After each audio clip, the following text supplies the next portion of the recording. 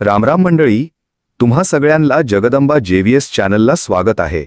गणपती बाप्पांचे वाहन मूषक कसे बनले? एकदा क्रौंच नावाचा एक गंधर्व इंद्रदेवाच्या सभेत घाईघाईने जात असताना त्याचा पाय वामदेव ऋषींना लागला.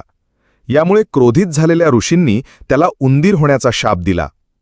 शापामुळे क्रौंच एका मोठ्या उंदरात बदलला आणि पराशर ऋषींच्या आश्रमात धुमाकूळ घालू लागला.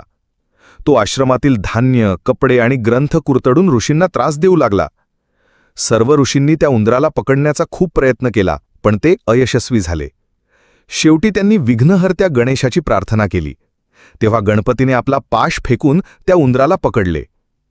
गणेशाच्या शक्तीपुढे त्याचा गर्व गळून पडला आणि त्याने क्षमेची याचना केली. त्याचा उद्धटपणा पाहून गणपतीने त्याला आपले वाहन होण्यास सांगितले. विशालकाय गणपतीच्या भाराने तो दबून गेला आणि त्याने गणेशाला आपले वजन उचलण्यायोग्य बनवण्याची विनंती केली. अशा प्रकारे तो उंदीर म्हणजेच मूषक गणपतीचे वाहन बनला. काही कथांनुसार गजमुखासूर नावाच्या राक्षसाने गणपतीसोबत युद्धात हरल्यानंतर उंदराचे रूप घेतले.